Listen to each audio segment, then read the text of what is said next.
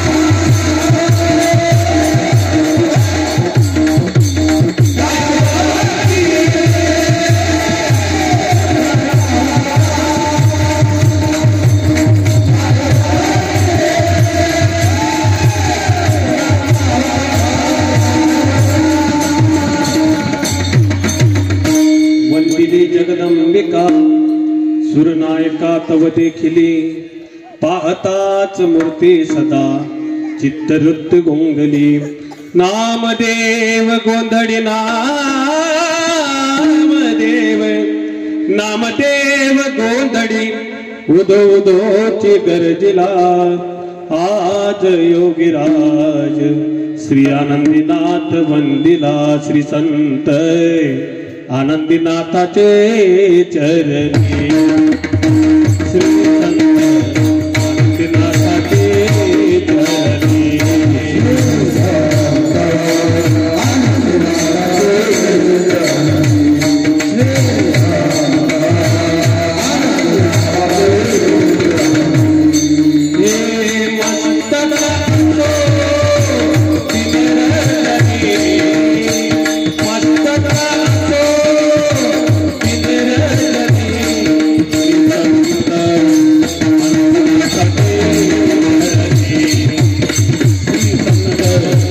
आनंदीनाथाचे चरणी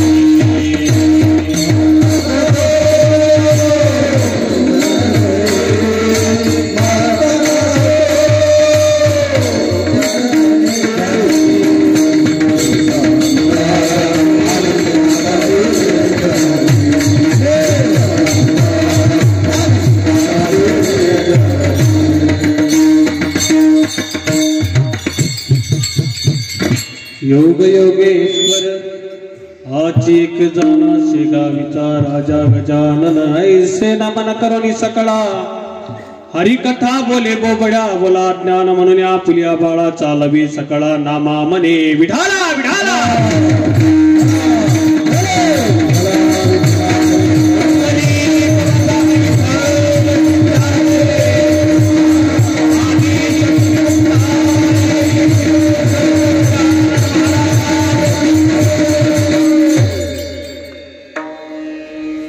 प्रस्तुत प्राप्त प्रसंगी जमलेले सर्व प्रभू प्रिय संत सज्जन तथा भक्तिमती माता तसेच चराचरामध्ये वास करणाऱ्या आईसाहेब मुक्ताईची चित्रप्रकाश शक्ती आजची जी सेवा आहे नवे नवे जे काही कीर्तनरूपी वाक्पुष्प श्रीचरणी समर्पित करण्याचं सौभाग्य माझ्याकडे आलेलं आहे। निमित्त जवळजवळ या धर्म मंडपामध्ये उपस्थित असलेल्या सर्वांना जरी विदित असलं तरी सुद्धा वारकरी संप्रदायाच्या नियमाप्रमाणे थोडासा परिहार देणे गरजेचे। विठ्ठला विठ्ठला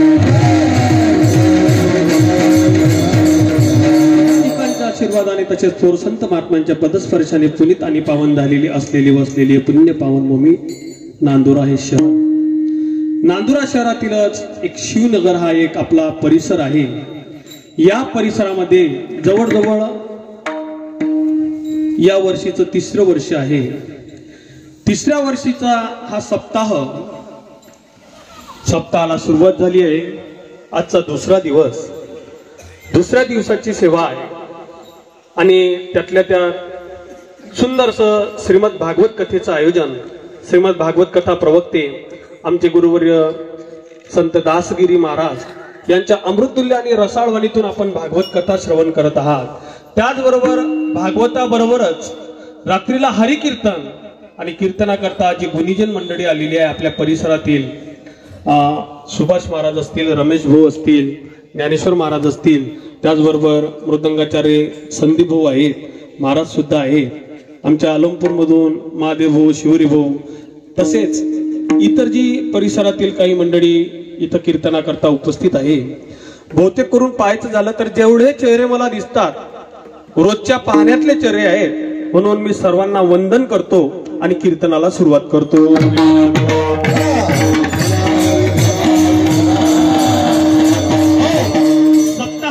निमित्त आहे हे जर सांगायचं झालं तर सप्ताह करण्याकरता जरी निमित्त लागत असलं तरी अगोदर आपल्याला वेळ आहे की नाही हे पाहणं गरजेचं आहे। विठाला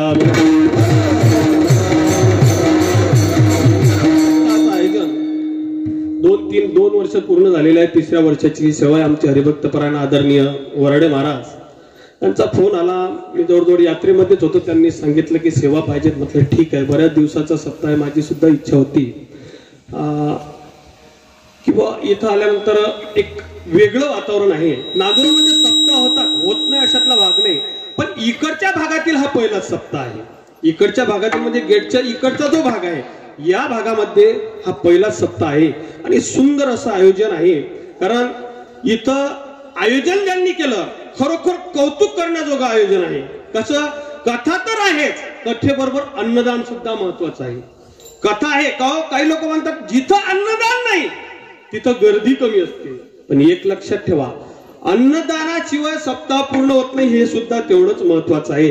सप्ताह करण्याकरता नियोजन का महत्वाचं आहे? कथा आहे, कीर्तन सुद्धा आहे, अन्नदान सुद्धा आहे. सकाळचं अन्नदान आमचे संजीव पाटील यांचं होतं. त्याचबरोबर संध्याकाळचं जे अन्नदान होतं आमचे रोशन भाऊ जगदीश भाऊ आगरकर यांच्याकडे अन्नदान होतं. सुंदर असं आयोजन आहे. कारण हा सप्ताह पाहून थोडस बोलावं वाटते. काय महिमा वर्णो शिवनगर गाविता गावात मधून रंगला सोहळा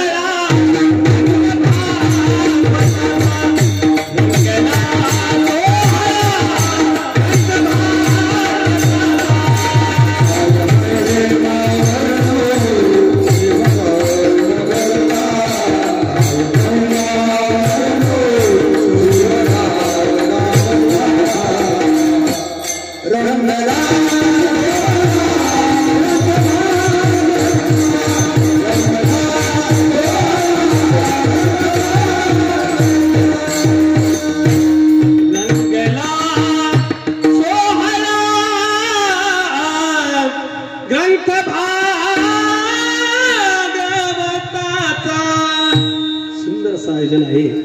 जास्त वेळ घेणार नाही. जी दिलेली वेळ आहे तेवढ्याच वेळेमध्ये अभंगातीलच बोलील, बाहेरचं बोलणार नाही. फक्त श्रोत्यांना एक विनंती आहे की कीर्तन ऐकताना आपली 5G ची रेंज वापरा. कारण 4G गेली, 3G गेली, 2G पण गेली. कारण 5G ची वापरली तरच तुमच्या डोक्यामध्ये कीर्तन जाईल. विठाला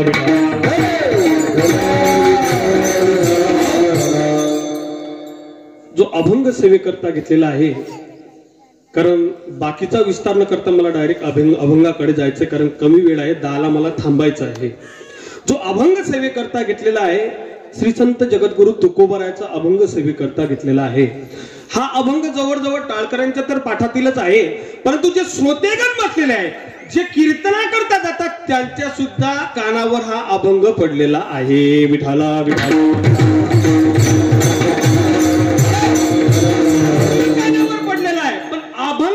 फायदा नाही, त्याचा अर्थ भावार्थ सुद्धा करणं तेवढंच गरजेचं आहे.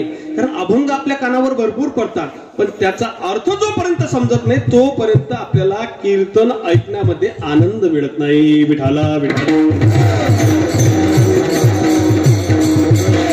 ज्यांचा अभंग सेवेकरता घेतलेला आहे ते जगद्गुरु तुकोबाराय आपल्या वारकरी संप्रदायाचे कळस आहेत. ज्ञानदेवी रचिला पाया उभारिले देवालया तुका झालासे कळस भजन करा सावकाश. काय तुकोबारायचा अधिकार सांगावा महाराज, तुम्ही सर्व श्रोते आहे. कारण जगद्गुरु तुकोबारायांनी जी गाथा तयार केली, ज्ञानोबारायांनी जी ज्ञानेश्वरी तयार केली महाराज, हे जे ग्रंथ आहेत नाथबाबाचा गाथा आहेत, नाथबाबाचं एकनाथी भागवत आहे, हे ग्रंथ आपल्याला मिळाले म्हणून वारकरी संप्रदाय आपल्याला कळाला महाराज. आज ज्ञानोबा नसते, तुकोबा नसते, आदिशक्ती मुक्ताई जर नसली तर कदाचित आपल्याला संप्रदाय कशाला म्हणतात. कारण आधीची परंपरा जर पाहिली तुम्ही ना, जर आधीच्या परंपरा जर पाहू गेलो आपण तर गुरु शिष्य परंपरा होती महाराज. कशी? आदिनाथ गुरु, सकळ सिद्धांचा, मचिंद्र दयाचा, मुख्य शिष्य. मचिंद्राने बोध गोरक्षासी केला, गोरक्षे उडला गणी प्रतिम गहिनी प्रसादे निवृत्ती दातार ज्ञानदेवा सार सोजईल. मग ज्ञानदेव महाराजांपासून, ज्ञानेश्वर महाराजांपासून ही परंपरा. ज्ञानदेव उपदेश करून या पायी सोपान मुक्ताबाई उपदेशिले. महाराज अख्खा आळंदी गावामध्ये महाराज तुम्ही जर विचार केला, बरेच लोक म्हणतात महाराज त्या आळंदीला अशी कोणती खाण आहे हो की रत्न तयार होतात. महाराज आम्हाला बोलता बोलता काही लोक विनोदाने म्हणतात बरं का महाराज, दगडाखाली विंचून गावा तसे कीर्तनकार निघणं चालू आहे म्हणजे. काय? दगडाखाली विंचून गावा तसे कीर्तनकार निघणं चालू आहे. पण माझा एक प्रश्न आहे त्यांना की तुम्ही कोणताही दगड उचला, कोणत्याही दगडाखाली विंचून निघत, कोणत्याही दगडाखाली निघत नाही. ठराविकच दगड आहे की त्याच दगडाखाली कीर्तनकार निघतो. लक्षात घ्या विठाला विठाला.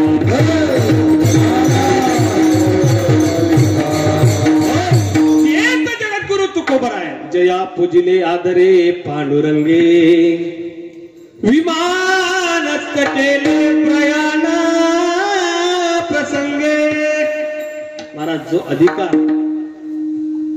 तुम्ही आरती ऐकली असेल तुकोबरायची फार सुंदर आरती आहे महाराज. तुकिता तुलनेची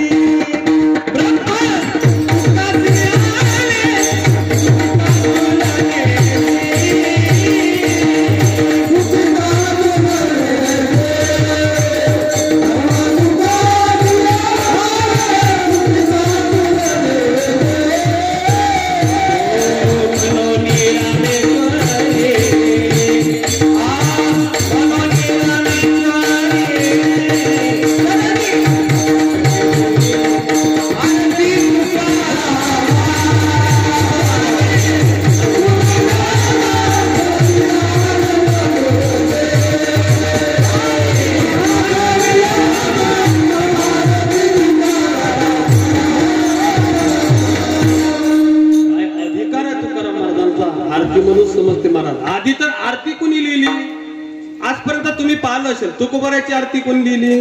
रामेश्वर भट्टांनी. आरती लिहिणारा जो आहे अतिशय निकटवर्ती असतो, अतिशय जवळचा असतो.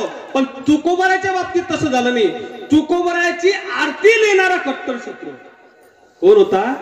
कट्टर शत्रू रामेश्वर भट्ट कट्टर शत्रू होते महाराज. त्यांनी तशीच आरती नाही केली. तुकिता तुलनेशी ब्रह्म तुकाची आली. राघवे सागरात पाषाण तारिले.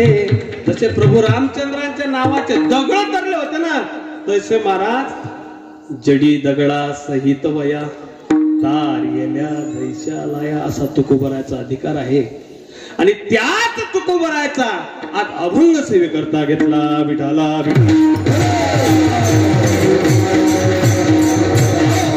अभंग सेवेकरता घेतलेला आहे. या अभंगामध्ये जगद्गुरु तुकोबरा संत रजाचं महत्व सांगतात. काय सांगतात? लक्षात घ्या बरं का. संत चरण रजाचं महात्म्य सांगतात. मग आपण जर पाहू गेलो संत चरण रज का चरण रज कशाला म्हणतात की रज कशाला म्हणतात? साधा जर विषय आपण घेतला तर रज कशाला म्हणतात? आपण म्हणू मातीची धूळ किंवा धुळीचे जे कण आहे त्याला रज म्हणतात. मग का तुकोबा तुम्ही म्हणता की रजाचा एवढा महिमा आहे? काय रजाचा कोणाकोणावर महिमा होतो? संत चरण रज आहे. एक तर जळावर परिणाम होतो, एक जीवावर परिणाम होतो आणि एक देवावर सुद्धा परिणाम होतो. विठाला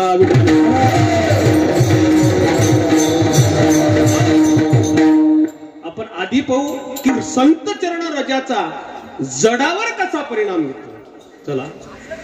जगद्गुरु तुकोबारा ज्या वेळेस भंडारा घोराळा आणि भामचंद्र डोंगरावर जायचे आणि तुकोबराची एक ध्यान समज किंवा नामस्मरणामध्ये तल्लीन असे तुकोबरा व्हायचे. पण तुकोबरा ज्या वेळेस घरून निघायचे त्यावेळेस कधी तुकोबरांनी सांगितलं नाही की मी भामचंद्रावर जातो का घोराळावर जातो का भंडाऱ्यावर जातो. कधीच सांगितलं नाही. महाराज तुकोबराची पत्नी होती जिजाई. तिला तुकोबरा आवडीनं आवली नाव म्हणायचे. काय म्हणायचे? आवडी म्हणायचे. आपण काय म्हणतो महाराज? कोण आवडीनं काय म्हणून सांगता येत नाही बरं का. कारण कोणाचे नाव काही कोणाचे नाव काही. आम्ही एका ठिकाणी चहा घ्यायला गेलो. ते घरची बाई हजर नव्हती, मुलं हजर होती. आता जुन्या लोकांमध्ये अशी पद्धत आहे की जर पत्नीचं नाव घ्यायचं तर नाव घेत नव्हते. ज्या मोठी मुलीचं नाव असेल ते घेत. जुनी पद्धत आहे. मोठ्या मुलीचं जे नाव असेल ते नाव घेऊन हात मारत होते. पण इथं वेगळंच झालं. इथं मुलगी नव्हती, मुलगा होता. त्याचं नाव उल्हास होतं. मग त्याने असं केलं, उल्हास असला तरी उल्लू म्हणून उल्लू म्हणून. मी म्हणत होतो नेमका काय प्रसंग कळला नाही मला की तुम्ही नेमकं कोणाला बोलावता. मग त्यांनी सांगितलं की हे असं असं आहे. म्हटलं ठीक आहे. तुकोबरा आवडीने आवली म्हणायचे. ज्या वेळेस तुकोबरा घरून निघायचे सांगायचे नाही की मी कुठं चाललो. तुकोबरा निघायचे आणि नामस्मरणामध्ये दंग असायचे आणि जिजामाता निघायच्या. तुकोबराची भाकर घ्यायची, शिदुरी बांधून घ्यायची, डोक्यावर घ्यायची आणि निघायची. आधी घोराळ्यावर जायची, भंडाऱ्यावर जायची आणि भामचंद्रावर जायची. जिथं तुकोबा सापडतील तिथं जायची आणि तुकोबाराला शिदोरी घेऊन जेवण देत होती. बघा, ज्यावेळेस शिदोरी सोडली, तुकोबारा जेवण करायला बसे. आवलीने एक घास घेतला आणि तुकोबाराला भरवला. तुकोबाराने सुद्धा आवडीने घास घेतला आणि तिच्या मुखामध्ये घातला. त्यावेळेस तिच्या डोळ्यामध्ये अश्रू होते. तुकोबारा म्हणू लागले, आवले का रडतेस का तू? तुला त्रास होतो का? मी इकडे येतो, नामस्मरणामध्ये दंग होतो, तू घरची कामं निपटून माझा एक शिदोरी घेऊन तू इथे येतस म्हणून तुला रड येतं का? आवली म्हणते, नाही तुकोबारा, मला त्याचा रड येत नाही. मग का रडतेस तू? मला त्याचा रड येत नाही, मला एका गोष्टीचा रड येतोय की तुम्ही घरून सकाळी निघता. आधी काही नाश्ता नव्हता आपल्यासारखा, आधी नाश्ता नव्हता. आता कसं आहे, सकाळी नाश्ता, नंतर काय म्हणतात त्याला, ब्रेकफास्ट. नाही, बरोबर आहे, नवीन कसं आहे, बदलत राहणं. ब्रेकफास्ट, त्याच्यानंतर लंच, बरोबर आहे ना, मी अळाने बरं शिकेल नाही. त्याच्यानंतर संध्याकाळचं डिनर.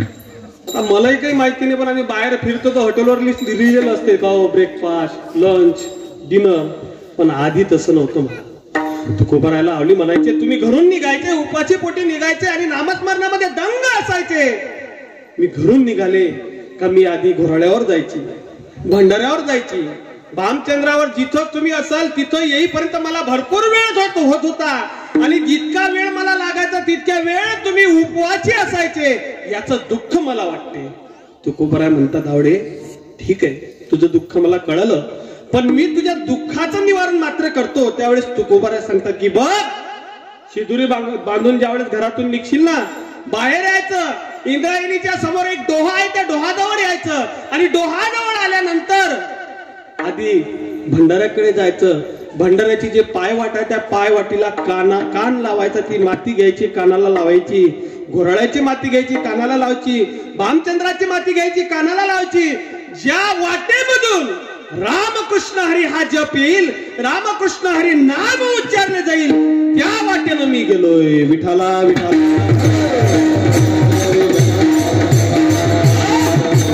हा झाला महाराज जळावर परिणाम.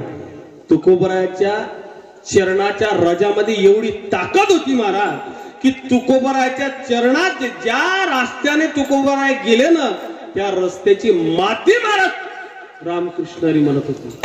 काय आपलं महाराज तोंड म्हणत नाही, आपलं तोंड म्हणत नाही. ज्याच्या करता दिलं त्याच्याच करता वापर करायला पाहिजेत ना, पण आपलं तसं नाही महाराज. ज्याच्या करता दिलं त्याच्या करता वापर करत नाही. असू द्या. जळावरचा परिणाम झाला. दुसरा महाराज, देवावर काय परिणाम होतो?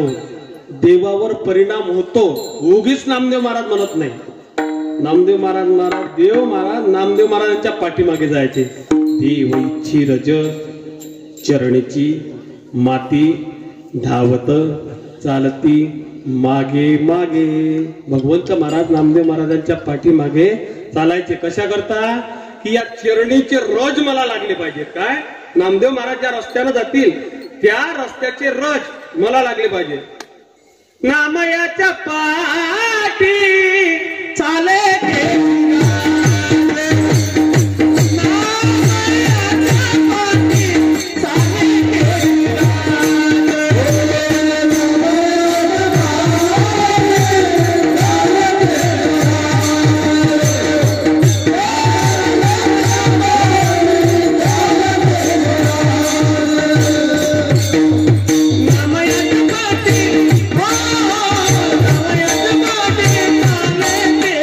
राजा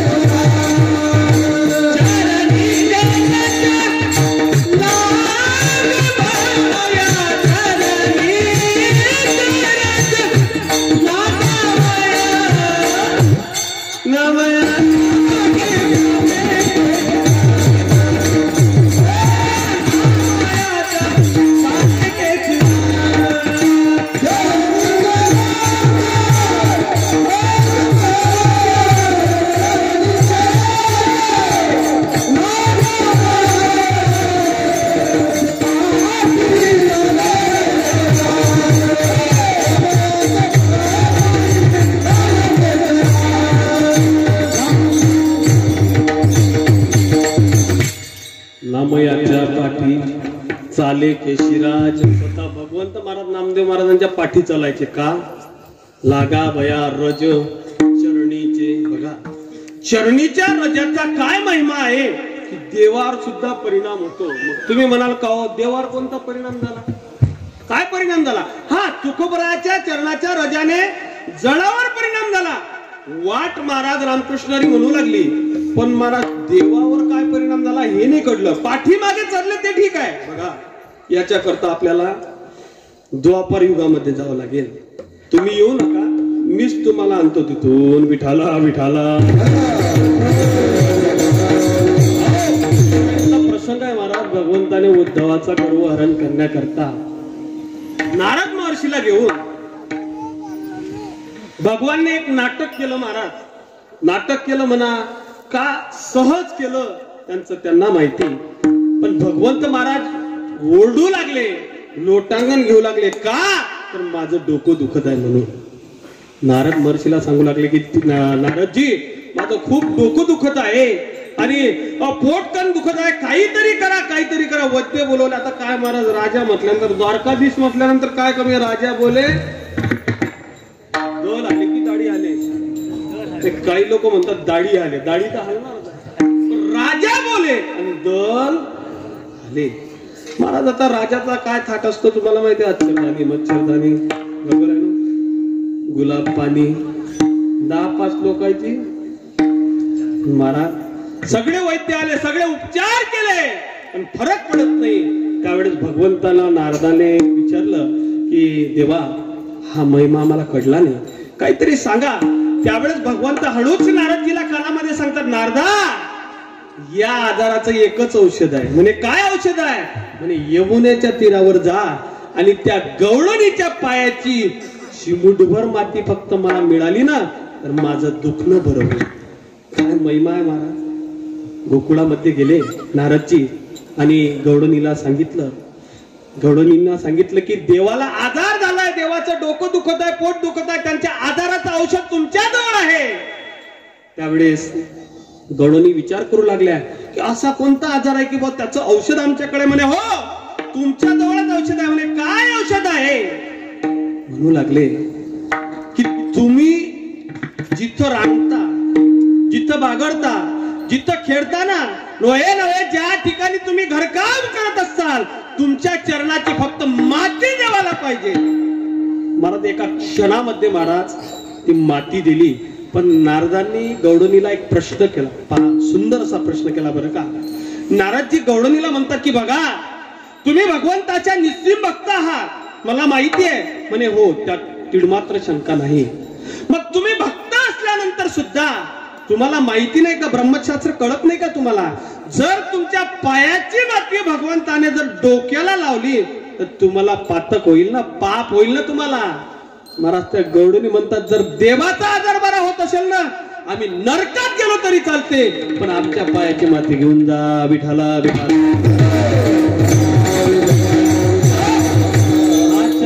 राजाचा महाराज दुसरा देवावर झालेला परिणाम. आणि तिसरा परिणाम भगवंत अभंगाच्या तुकोबरा अभंगाच्या पहिल्या चरणात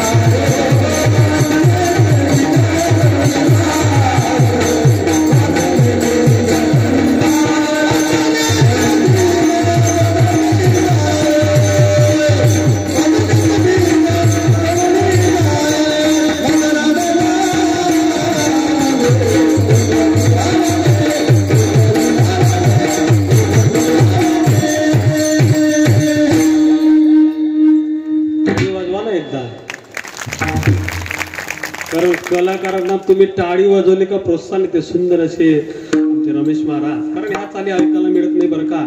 तुम्हाला मोठेपणा म्हणून सांगत नाही, या बाहेर जर फिरायला गेले ना तुम्हाला कलाकार काय ते समजतील.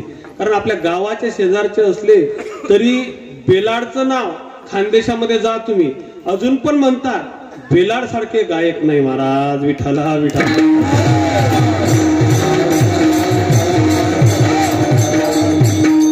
साबे मामाची कृपा त्यांच्यावर, श्रीराम महाराजांचा आशीर्वाद आहे. सुंदर असं गायन करतात महाराज खरोखर. बघा जगद्गुरु तुकोबराय पहिल्या चरणामध्ये सांगतात, संत चरण रज लागता सहज वासनेचे बीज जडोनी जाये. एक लक्षात ठेवा, जवळजवळ 9:30 वाजले. मी तुम्हाला 10ला सोडणार आहे, पण अभंगाचा पूर्ण भावार्थ अभंगाच्या बाहेर बोलणार नाही, पण अभंगाचा पूर्ण भावार्थ सांगू शकणार नाही कारण की वेळ तेवढा माझ्याकडे नाही आहे. लक्षात घ्या. जगद्गुरु तुकोबराय संत चरण रजाचं महात्म्य सांगत असताना एक शब्द टाकला त्यांनी, सहज. सहज म्हणजे कोणताही अट्टहास न करता, कोणताही अट्टहास न करता, त्यांना कोणतेही प्रयत्न करण्याची गरज नाही, काहीच गरज नाही. सहज म्हणजे जसं संत आपल्याला उपदेश करायचे, सहज. सहज बोलणे, सहज बोलणे हित उपदेश, सहज बोलणे हित उपदेश. सहज बोलणे, सहज बोलणे हित उपदेश, सहज बोलणे हित उपदेश.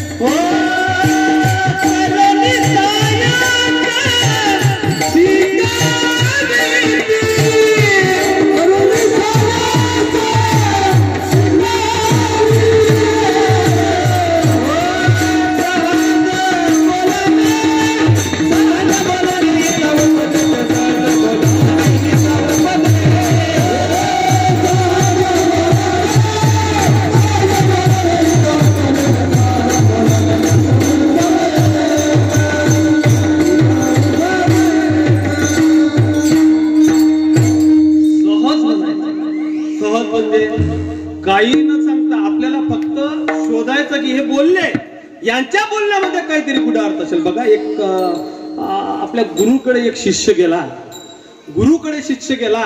आता जवळजवळ गुरुकडे शिष्य किंवा जास्त जाणारे लोक असे आहेत सध्या का हो, मला दारू सोडायची आहे. मग दारू सोडायची आहे, मग गुरुजीजवळ गेले. गुरुजीजवळ गेल्यानंतर विचारू लागला मला सोडायचे. म्हणे एक काम कर, 8 दिवसांनी. 8 दिवसांना हा गेला. गुरुजीने काहीच नाही केलं, एका झाडाजवळ गेले आणि झाडाला आलिंगन दिलं आणि झाडाला पकडलं. त्यावेळेस हा शिष्य विचार करू लागला की गुरुजीच्या काही डोक्यामध्ये फरक तर पडला नाही, मी यांना कशी सोडावी याबद्दल उपचार विचारतोय, पण हे मला काही न सांगता झाडाला आलिंगन दिलं, काय असेल. बरेच वेळानंतर काही विचार केला की काय सांगत असेल, काय सांगत असेल. मग शेजारी असलेला गुरुबंधू त्याला विचारलं की नेमकं काय म्हणायचं आहे. त्यावेळेस गुरुजीला बोलावलं आणि गुरुजीला विचारलं की गुरुजी तुम्ही असं का केलं. म्हणे एक विचार कर, मी झाडाला पकडलं, हे झाड मला सोडत नाही, तू काही कर, फक्त या झाडा वाचून माझी मुक्तता कर. मी झाडाला पकडलेलं नाही, झाडाने मला धरलेला आहे. शिष्य म्हणतो का पागल झाले का तुम्ही, तुम्ही झाडाला पकडलं, मी पकडलं, मी नाही पकडलं, तुम्ही झाडाला पकडलं, झाडाने तुम्हाला पकडलेलं नाही. त्यावेळेस शिष्य म्हणू लागला नाही गुरुजी तुम्ही पकडलं. यामध्येच गुरुजी त्याला म्हणू लागले मग तू पकडलं का तिने पकडलं. लक्षात आलं असेल तर धन्यवाद. विठाला विठाला.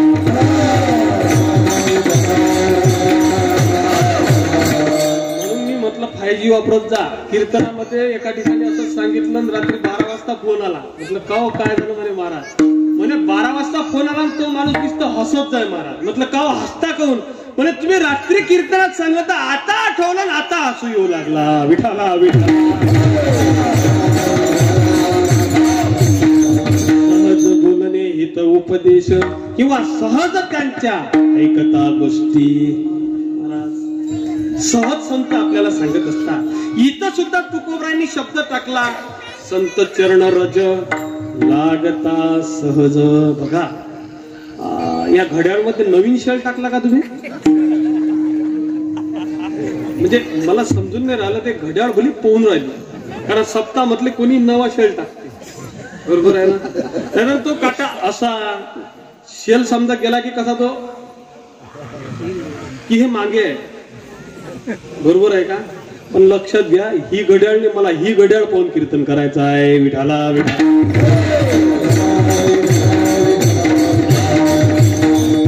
जगद्गुरु तुकोबरा म्हणतात, संत चरण रज लागता सहज. सहज जर चरणाचा रज लागला. आता बघा इथं एक शंका येते आहे. तुकोबरा म्हणतात सहज संत चरण रज लागायला पाहिजे, सहज लागते ते. पण सहज लागण्याकरता आपल्याला आधी संताजवळ जावं लागेल ना. संताजवळ जावं लागेल ना. नक्कीच संत आपल्या घरी येतील का? घरी येतील आपल्या? नाही, घरी येणार नाही. मग आपल्याला संताजवळ जावं लागेल. मग संताचा जर विचार केला तर संत नेमकं कोणाला म्हणावं? आता याच्यामध्ये संत कोणाला म्हणावं याच्यात सहज अर्धा कोण घंटा जाते सहज. मग संताचा जर विचार केला तर संत महाराज दुर्लभ आहेत. सांगतात ना, बहु अवघड आहे संत भेटी, त्वरी जग देती चंद्रामुक्त सुखे सेववी.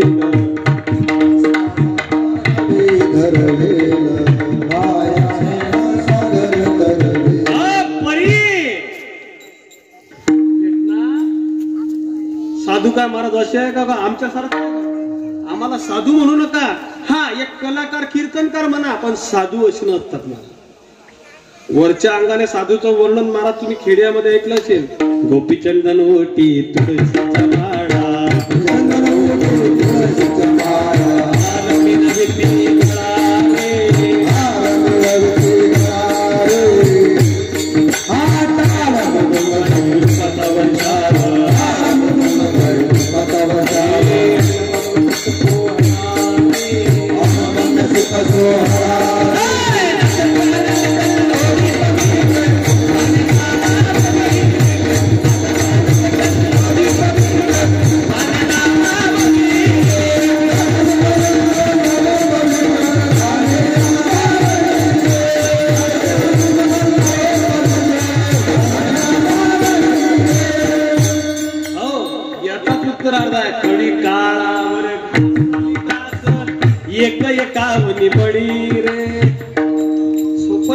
संत सोपे नाही बर का.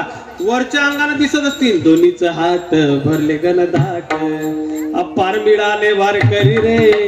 नवजव म्हणती आम्ही वैकुंठ, जी देखली पंढरी रे.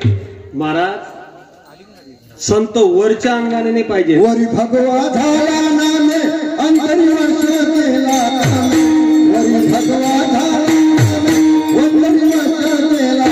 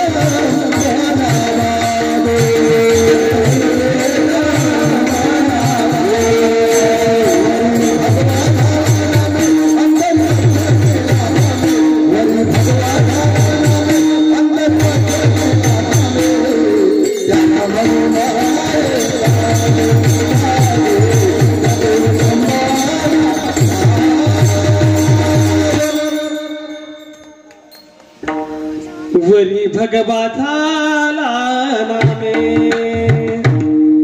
वरी भगवा झाला नामे, अंतरी वश केला कामे, त्याला म्हणून आदिशक्ती मुक्ताईचा उपदेश आहे महाराज ज्ञानोबा यांना की एक नेमकं संत कोणाला म्हणावं? भगवा कपडा घालतात त्याला पण संत म्हणू नये बरं का. अंतरी वश केला कामे नवती संत करिता कीर्तन. कीर्तन केलं म्हणून सुद्धा संत नाही म्हणा. संत दिसतात माणसासारखे बरं का. तुम्ही म्हणसाल का मग संत कसे दिसतात? बरोबर आहे ना. संत माणसासारखेच असतात. नवती संत जगा मानसा त्याचा नदी समुद्र नये पैगा पाषाण म्हणू नये लिंग. नवती संत जगा मानसा त्याचा कोणते पाषाणाला महाराज लिंग म्हणतो का आपण? म्हणतो का? कोणते दगडाचं दर्शन घेतो का? घेतो का? नदीला कधी समुद्र म्हणू शकतो का? नवती संत जगा मानसाच्या सारखे. म्हणून महाराज संत चरण रजाजवळ जायला महाराज संत भेटावे लागतात ना महाराज. ठीक आहे संत भेटणं दुर्लभ आहे पण परी जगजेठी करुणा केली. काय?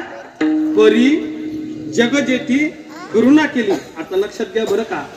जगजेठी करुणा केली परी. पण कधी? कधी? हे तर सोपं आहे. सहज संत चरण राज आपल्याला भेटते. पण याच्या करता लागते तरी काय? अभंगाचा शेवट.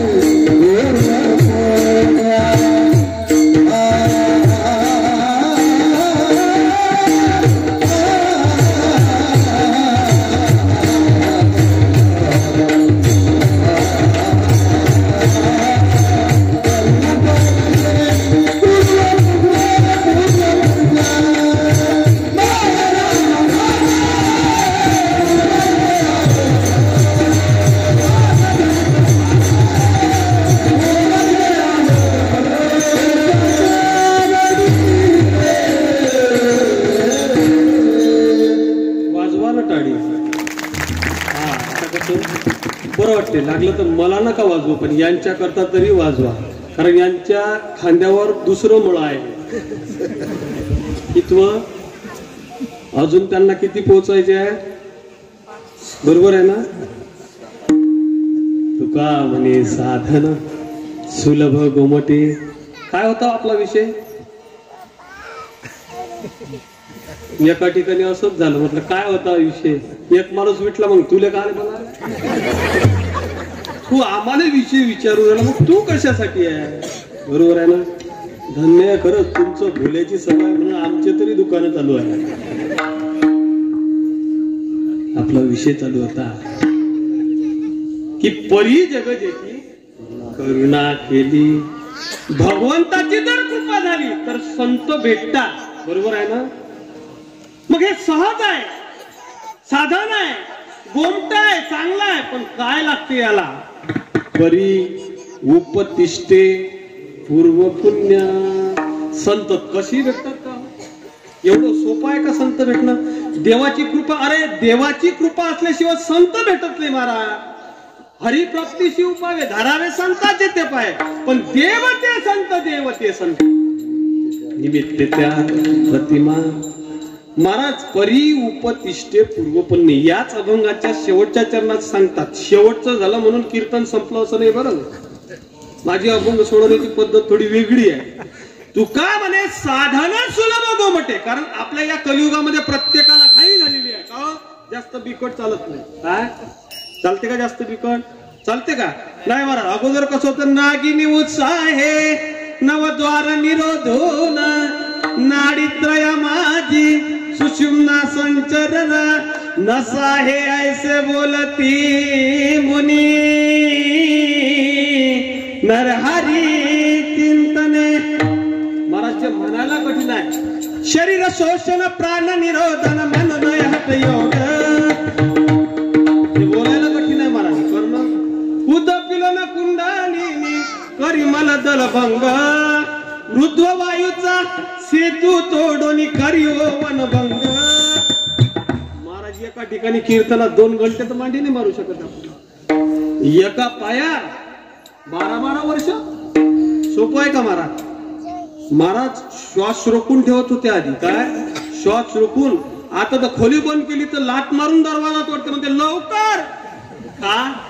कारण त्रास होतो. बरोबर आहे ना? मला एकच सांगायचं, मग एवढं कठीण आहे, दुर्लभ आहे. परी जग जेठी करुणा केली, पण तशी करुणा भगवंत करत नाही. याच्या करता परी उपतिष्ठे पूर्व पुण्य. तुम्हाला कळलं काय मी काय बोलतो? नाही तर मी चहा घेऊन येऊ का? समजल्यावर पुन्हा कीर्तन करू.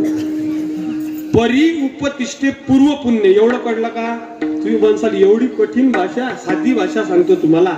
जर आपल्या बँकेमध्ये पैसे जर मोदी सरकारने लाडक्या बहिणीचे टाकले, तुम्ही हसता का? नाही येणार आहेत. माझा फोन झाला, त्यांनी सांगितलं की आता 2100 देतो. येणार आहेत, काळजी करू नका, पण निकष लावून देतो एवढं नक्की आहे बरं का? लक्षात घ्या. मी फॉर एक्झाम्पल देतो बरं का. तुम्हाला पैसे टाकल्यानंतर तुमच्या खात्यात पैसे येणारच आहे, यात तीड मात्र शंका नाही. आणि तुमच्या खात्यातले पैसे कोणीच तुमच्या सहीशिवाय कळू शकत नाही. बरोबर आहे ना? हे पटते ना तुम्हाला? पटते ना? हे हप्ता पडला म्हणजे खात्यात आपल्या जमा होतो, हे पटते ना तुम्हाला? बँकेत चौकशा कराल कशा जाता, आले काय आले काय. आधी श्रावणबाळ योजनेचे महाराज त्या म्हाताऱ्या लोकांची गर्दी असायची बँकेत. का हो? आले. तिकून नुसतं सांगलं पडला काय हप्ता, बस बँकेत तेच गर्दी. बरोबर आहे ना? आता यांची गर्दी चालू झाली. माझ्या घरचेच उदाहरण सांगतो. ती म्हणे तुम्ही माझे पैसेच पाहून नाही राहिले म्हणे, तुम्ही आले की नाही आले की नाही. म्हटलं मेसेज येईल ना. म्हणे नाही तो नंबर बदलला. म्हटलं बरं ठीक आहे. म्हटलं मी तसा येत नाही, कारण आपल्याला बँकेतलं माहिती असते. म्हटलं तू चाल एकदा. तिला सोबत घेतलं. सेंट्रल बँक निमगाव आपल्याला माहिती आहे. बँकेत गेलो, मी खुर्चीवर बसलो. तिला म्हटलं तू आता संध्याकाळपर्यंत ये लाईन, आणि तू ते प्रिंट मार की किती पैसे काढ का काही कर, फक्त 15 मिनिटं थांबले. म्हणे चला घरी. म्हटलं आता कोण घरी तर मोठं कोण चालत जा, तुमच्या जण तेही होत नाही. काय बाया काय बोलतील मग काही सांगता येत नाही. आज आम्ही फक्त लग्नाची कॅसेट पाहिली. ते म्हणे लग्नात अगोदर भले चांगले दिसत होते. म्हटलं काय तसंच असते? एक म्हातारी आजी महाराज आरसा घेतला म्हणे आताच्या आरशात चांगले नाही. आरसे चांगले नाही झालं काय? म्हणे आधीच्या आरशात मी तरुण दिसत होती. विनोदाचा भाग सोडा. माझं तुम्हाला सांगणं होतं महाराज की तुमच्या खात्यात पैसे आले ते कुठं जाणार, ते तुम्हाला मिळणार. तसं परी उपतिष्ठे पूर्व पुण्य. तुमचं जर पूर्व पुण्य असेल, लक्षात घ्या बरं का, तुमचं जर पूर्व पुण्य असेल ना, तर तुम्हाला संत भेटतील.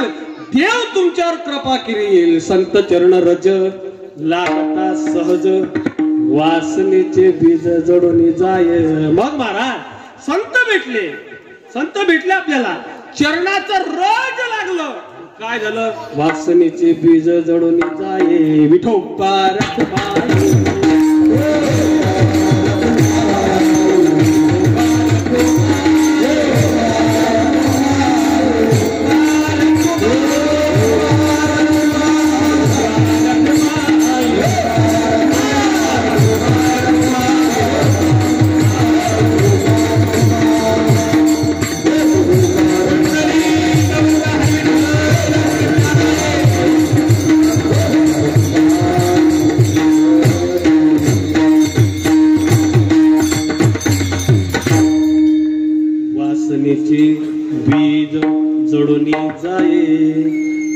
आवाज नाही.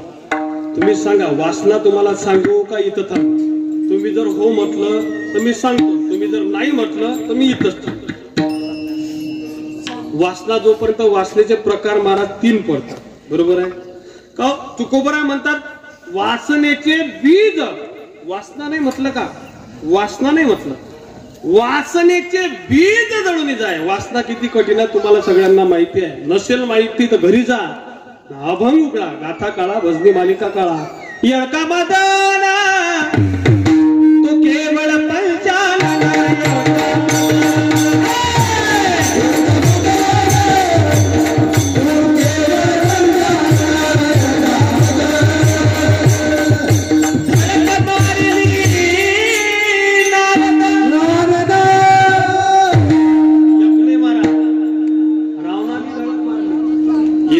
चंद्रा सगळ्याला धडक मारली मारा. अशी आहे ते कोण? वासना वढाळ काय गड्यानं, वासना वढाळ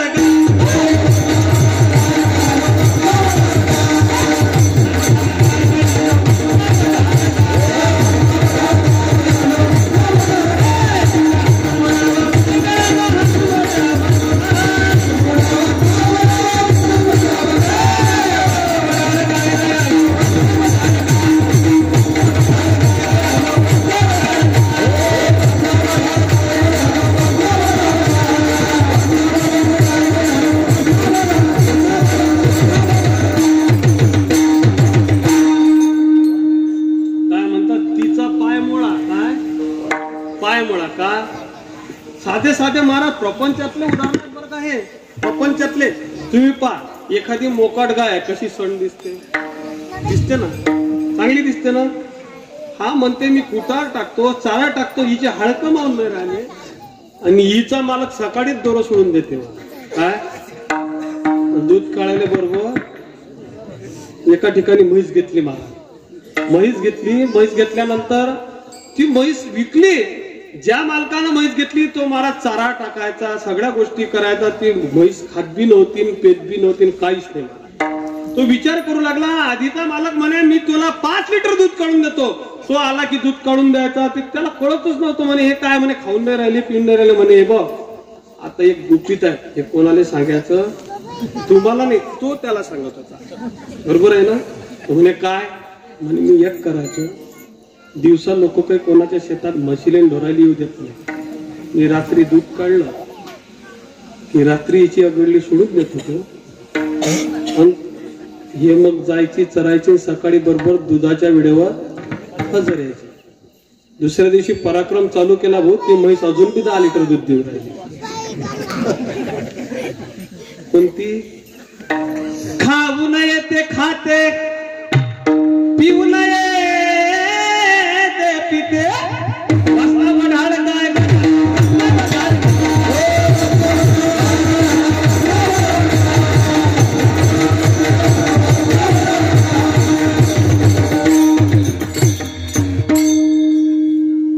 लक्षात घ्या बरं का. वासना वढाळ गाय. तुकोबरा इथं सांगतात वासनेचे बीज जळून जाय. वासनेचं बीज जळते महाराज. आता वासनेचे प्रकार पडतात महाराज मुख्य 3. एक देह वासना आहे, एक लोक वासना आहे, एक शास्त्र वासना आहे. देह वासनेमध्ये पुन्हा 3 प्रकार पडतात. एक आयुष्य वासना आहे, एक आरोग्य वासना आहे, आणि एक सौंदर्य वासना आहे. असे 3 प्रकार पडतात. बघा, देह वासनेवर जर बोलायचं झालं तर देह वासना कशाला म्हणतात बघा. मी तुम्हाला वासना कशाला म्हणतात हे अगोदर पटवून सांगतो. बरोबर आहे ना? बघा, आपण एखाद्याच्या घरी गेलो, त्याने चहा ठेवला, प्रेमाने चहा घेतला, आणि चहा घेतल्यानंतर मी गपचूप कोण आहे? बरोबर आहे ना? चहा घेतल्यानंतर काय करतो आपण? आलं ना लक्षात? चहा घेणं ही इच्छा आहे. बरोबर आहे ना? पण तंबाखू खाणं ही वासना आहे. काय? तंबाखू खाणं ही वासना आहे. जेवणानंतर पाणी पिणं ही इच्छा आहे. हा नियम आहे, हे कर्म आहे. पण पाणी पिऊन सुद्धा दुसरं काही पिणं ही वासना आहे. विठाला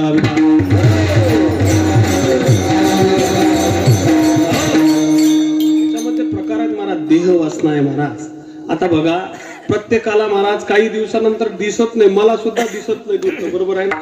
मी चष्मा लावणं ही इच्छा आहे, लावायलाच पाहिजे महाराज. पण चष्मा हा गोल्डन कलरचाच लावणं, याला काय म्हणतात तुमच्या लक्षात येते ना? लक्षात येते ना? शरीर झाकण्याकरता कपडे घालणं हे जरूर आहे महाराज. वस्त्र निवारा ह्या माणसाच्या गरजा आहे, पण चांगलेच कपडे घालणं हे काय? मी चांगला दिसावं, बरोबर आहे ना? मी चांगला दिसावा. मला वेगवेगळ्या वासना आहेत. आयुष्य वासना आहे. आता आयुष्य आहे, आरोग्य आहे, मला सौंदर्य आहे, बरोबर आहे ना? ह्या वेगवेगळ्या प्रकारच्या वासना आहे. मग ह्या वासना महाराज वासनात जात नाही, वासनेचे बीज जडोनी जाये. मला देह वासना झाली, त्याच्याबरोबर लोकवासना. लोकवासना कशाला म्हणतात? लोकवासना, लोकवासना याला म्हणतात महाराज. लोक काय म्हणतील? काय लोक काय म्हणतील? आपलं इथंच तोडून राहिलं महाराज. आपण सगळे लोकांनाच भेटतो. तुकोबाराय म्हणतात तेजोनी भक्ती करा. काय? लोकांच्या नांदी लागू नका. लोकांच्या नांदी जर लागली तर आपलं काही होत नाही, म्हणून तेजोनिया जन भक्ती करा. लोकवासना आहे महाराज. एकदा सरपंचाचा आमदार झाला तर चालते, पण आमदाराचा सरपंच झाला काय? इथंच लोकवासना आहे महाराज. त्याच्यानंतर शास्त्र वासना आहे. हा शास्त्र वासना हा विषय असा आहे महाराज की मला जे येते ते कुणालाच आलं नाही पाहिजे. काय? मला जे येते ते कुणालाच आलं नाही पाहिजे, किंवा मी जसा दिसतो तसा कोणीच दिसायला नाही पाहिजे. एक लक्षात घ्या महाराज की ह्या ज्या वासना आहेत, ह्या ज्या वासना आहेत, तुकोबार म्हणतात ह्या वासना महाराज वासना नाही, वासनेचं बीजच जाते. वासनेचे बीज जडोने जाये, पण कधी? संत चरण रज लागता सहज. 2 मिनिटांमध्ये संत चरण रज सांगतो मी तुम्हाला. आता एवढं सोपं आहे का वासनेचं बीज जळणं? एवढं सोपं आहे का वासनेचं बीज जळणं? एवढं सोपं आहे नाही महाराज. चरणाचं रज लागलं तर मग आता संताच्या चरणाचं रज हा महाराज सामान्य अर्थ झाला. हा सामान्य अर्थ झाला. मग रज नाम ज्ञान. आता लक्षात घ्या बरं का, मी तुम्हाला 2 मिनिटांमध्ये बघा. संत भेटले, लक्षात घ्या बरं का, संत भेटले. मग संत भेटल्यावर का खांद्यावर हात टाकता काय? आपल्यापेक्षा मोठ्या माणसाच्या खांद्यावर हात टाकसान? संत भेटले. मग संत भेटल्यानंतर आधी चरण काय? साष्टांग ते करी दंडवत. संत भेटले नंतर चरण, संत चरण. मग आला महाराज विषय रज. आता बघा ह्या 3 गोष्टी मी तुम्हाला सांगतो. संत भेटल्यानंतर संताजवळ जा, चरणाचा स्पर्श करा, दर्शन घ्या, आणि चरण दर्शन म्हणजे तुम्ही संताचं दास्यत्व करा, आणि दास्यत्व केल्यानंतर संत तुम्हाला रज रूपी ज्ञान देतील. लक्षात घ्या बरं का, रज म्हणजे ज्ञान. तुम्हाला संत दास्यत्व केल्यानंतर ज्ञान देतील, आणि त्या ज्ञानाच्या बळावर तुम्ही मग वासनेचे बीज जडोनी जाय. कसं जडते का वासनेचं बीज महाराज? 2 यज्ञ सांगितले. एक द्रव्य यज्ञ आहे आणि एक ज्ञानाचा यज्ञ आहे. द्रव्याच्या यज्ञामध्ये तुम्ही आपण नवरात्रामध्ये किंवा घरी यज्ञ करतो, माहिती आहे ना तुम्हाला? यज्ञ माहिती आहे ना? त्याच्यामध्ये आपण तीळ जो जे काही असते ते स्वाहा स्वाहा, बरोबर आहे ना?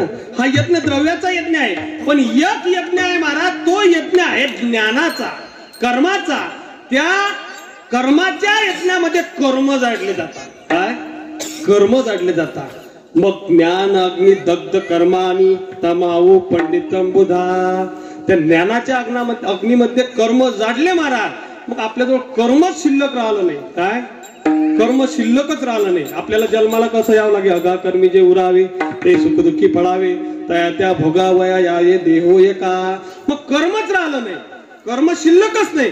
म्हणजे आता बघा, साधा आणि सोपं सांगतो तुम्हाला, साधा आणि सोपं. आपण सर्व शेतकरी वर्ग आहे. शेतकरी वर्ग खाडके बाबा शेतकरी वर्ग आहे सगळे.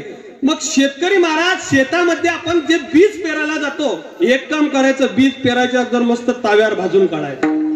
काय? तावा जो आहे ना, ताव्यावर मस्त भाजायचं. सरकी म्हणा, ज्वारी म्हणा, सोयाबीन म्हणा, सूर्यफूल म्हणा, काही बी मस्त भाजायचं. मग टिफन मध्ये टाकून पेरायचं. किती दिवसात येईल? येईल का? उगवेल का ते? तुकोबा तेच म्हणतात, बीज भातनी केली लाही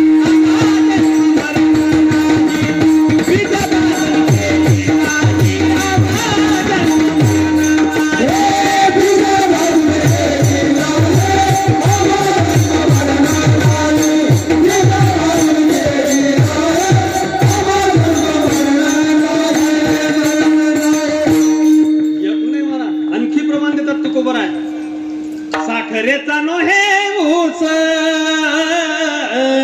साखरेचा नो हे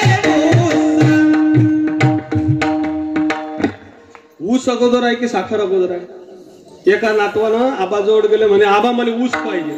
आबा गेले, ऊस आणला. म्हणे आता ऊस नाही पाहिजे, म्हणे याची ते केनी बनते, ते केनी पाहिजे. केनी समजते का तुम्हाला? मलाही समजत नाही, तुम्हाला समजते का? होतं म्हणा, मी काय विचारून राहिलो तुम्हाला? बरोबर आहे ना? कीर्तनात फक्त माना हलवलं तरी कीर्तनाला असं वाटते की बाबा, बरोबर आहे ना? फक्त माना, फक्त कशा माणसानं अशा हलवायच्या, कशा अशा. आणि बाया काय महाराज संसार आहे. म्हातार पण लागलं की बाईची मान कशी हलते, कशी हलते. आता म्हातारे लोक होतच नाहीत तर काय तुम्हाला माहिती असतं? तुमच्याकडे होतात ना म्हातारे लोक, बरोबर आहे ना? कशी हलते इमानदारीनं सांगा, कशी हलते मान बाईची? अशी अशी हलते. आना आलं ना लक्षात? माणसाची आता नाही, आता नाही, जमतच नाही, बरोबर? महाराज केनी दे म्हणू लागला. मग त्यानंतर केनी आणली, म्हणा नाही मला आता गुड पाहिजे. म्हणे गुड आणा. मला साखर पाहिजे, साखर आणली. मग साखर आणल्यानंतर तो नातू म्हणतो, आता मला या ज्या ऊसापासून साखर केली तयार तो ऊस पाहिजे. आता शक्य आहे का ते? शक्य आहे का? एकदा ऊसाची साखर झाली का त्याचा ऊस होणार साखरेचा नहे ऊस. आम्हा कैसा गर्भवास. चला तुकोबरा म्हणतात, ठीक आहे आता आम्हाला जन्म मरण नाही. कसं माहितीये का? ज्ञानोबा आहे उभी देऊन सांगतात. कारण एकदा गेला न तद्भास ते सूर्य न शशांको न जावत यद गत्वा न निवृत्तं ते तद्धाम परमम मम. एकदा गेला ना, एकदा भेटला ना, मग तो भेटला. कसा? ज्ञानोबा पुन्हा याच्यामध्ये ओवी देतात, कालवनाची कुंजरी सुदलिया लवण सागरी न येताची माघारी परती जैसी. समजलं का तुम्हाला? म्हणा ना. मीठ पाहिलं का तुम्ही? मीठ तुमच्या घरी जेवणात मीठ टाकतात का? टाकतात ना. मीठ पाहिलं ना. मग मिठाची हत्तीन केली आणि पूर्णा नदीत सोडली. काय तुम्हाला ऐकू येत नाही का? हा, मग हो किंवा नाही सांगा ना. मिठाची हत्तीन केली आणि पूर्णा नदीत सोडली आणि काठावर बसून वाट पाहून आला, आता येईन मग येईन, आता येईन मग येईन. किती दिवसानं वापस येईल? येईल का तुमच्याकडे? येईल. ज्ञानोबा तेच सांगतात ना, का लवणाची कुंजरी. लवण म्हणजे मीठ. मिठाची हत्तीन केली, सुदलिया लवण सागरी. अरे मिठाच्या समुद्रात सोडली, न येताची माघारी परती जायची. ती जशी परत येत नाही ना, तसं तैसेची मदसी एकवट. जे ज्ञानी झाले का चोखट, तया पुनरावृत्तीची वाट मोडली का. त्याची वाट मोडतो म्हणजे बीज जळून जाते, मग त्याला आवड लागते. मग राम नामे उपजे आवडी सुख घडोघडी वाढू लागे. कारण हे बीज जडल्यानंतर राम नामाची आवड त्याला लागते. राम नामाची आवड लागली का, आवड लागल्यामुळे महाराज राम नाम घेत घेत घेत महाराज सुख वाढत जाते. काय सुख वाढत जाते? तुम्ही म्हणसाल संसारामध्ये तर आमचं कधी सुख वाढत नाही. महाराज संसारात आणि परमार्थात हाच फरक आहे. संसारात महाराज जरी सुख वाटत असलं तरी ते फक्त भासण्याजोग असते, आणि परमार्थातलं सुख असं असते महाराज की ते वाढत जाते. काय वाढत जाते. म्हणून मग राम नामे उपजे आवडी सुख घडोघडी वाढू लागे. मग माणसाची स्थिती कशी होते ते तिसऱ्या चरणात. कंठी प्रेम दाटे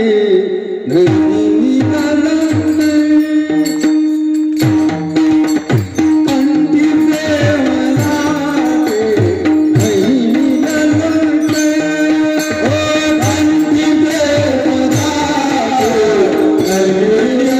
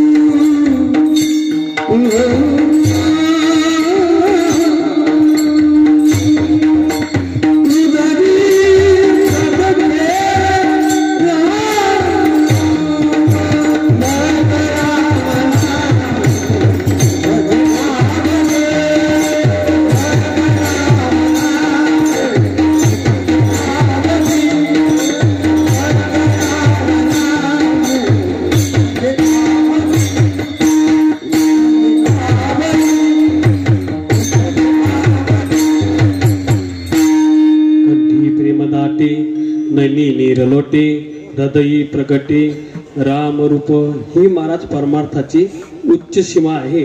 राम नामाची आवड लागल्यानंतर कंठामध्ये प्रेम दाटते महाराज. कंठी प्रेम दाटे नैनी निरलोटे हृदयी प्रगटे राम रूप. त्या भगवंताची मूर्ती आतमध्ये स्थापन होते महाराज. मग बोलता सुद्धा येत नाही आणि काहीच नाही महाराज. असो ऐसा कोठे आठवची नाही देहीचं विदेही भोगूत. आता कंठी प्रेम दाटे नैनी निरलोटे महिला मंडळींना चांगलं माहिती आहे. एखादी जवळची व्यक्ती गेली का बरोबर आहे ना सगळे रडतात की नाही. फक्त परमार्थातला आणि प्रपंचातला फरक मी तुम्हाला सांगतो. परमार्थामध्ये कंठामध्ये प्रेम दाटते म्हणजे कंठामध्ये प्रेम महाराज. जवळची व्यक्ती गेल्यानंतर प्रेम दाटते कारण जुन्या आठवणी येतात ना महाराज की का हा असा होता तो तसा. काय असेल नसेल ते तुम्हाला सगळं माहिती आहे बरोबर आहे. मग कंठामध्ये प्रेम दाटे नैनी निरलोटे डोळ्यामध्ये अश्रू येतात महाराज. मग हृदयी प्रगटे हृदयामध्ये त्या माणसाची प्रतिमा तयार होते महाराज. हे प्रपंचातलं आहे. पण प्रपंच परमार्थ असं सांगते त्या माणसाची त्या देवाची प्रतिमा तयार झाल्यानंतर मुखातून शब्द येत नाही. मुखातून शब्द येत नाही. का येत नाही कारण हा परमार्थ आहे. परमार्थाची उच्च सीमा त्या माणसाने साधलेली असते. पण प्रपंचामध्ये म्हणू बायाला बरोबर आहे ना. परमार्थामध्ये प्रतिमा दाटल्यानंतर मुखातून शब्द येत नाही. महिला मंडळींना माहिती असेल एखादी बाई रडली नाही की त्या म्हणतात तिचं आसन बरोबर आहे ना. काय झालं आता सगळ्याची आसन नका फटू देऊ बरोबर आहे ना. परमार्थ आणि प्रपंच कारण आपण रडतो हे ठीक आहे पण बघा रडणं ठीक आहे पण परमार्थातलं आणि प्रपंचातलं वेगवेगळं आहे. एकदा भजन करा ज्ञानेश्वर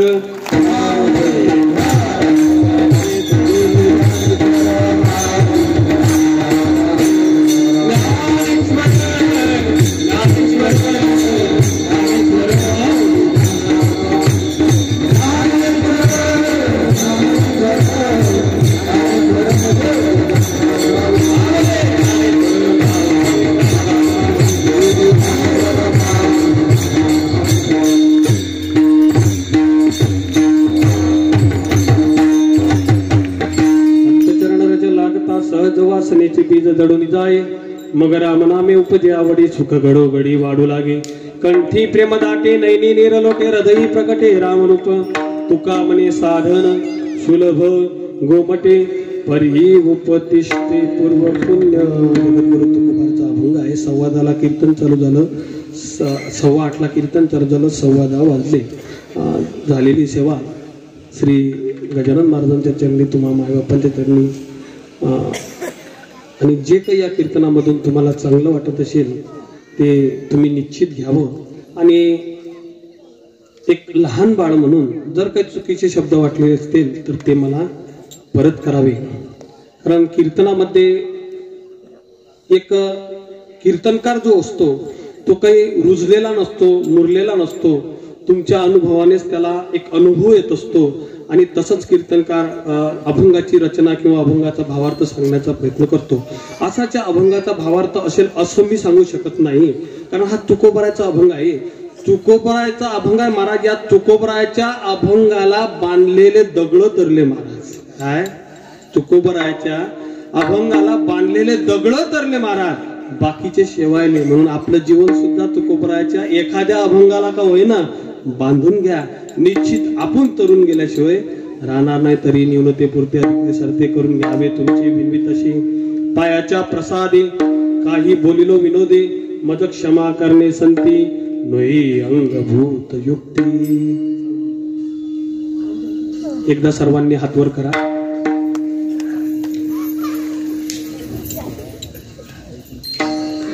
राहू देता का राहू द्या ना वरच भजन करायचं सगळ्यांनी. गजानना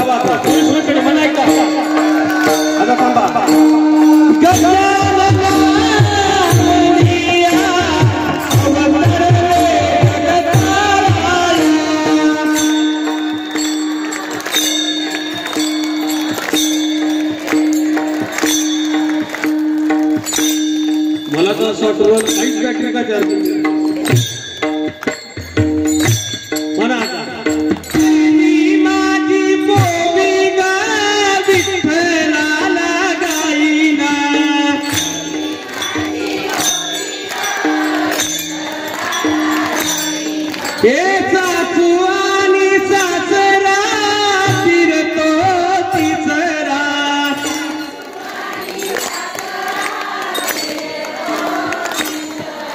उभ्या गाव भ्रतार तू ये रे बा विठ्ठला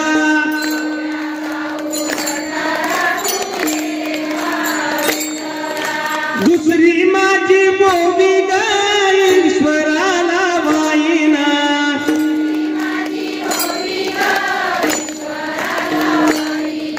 पतीच्या डोक्यावर दळणा देईना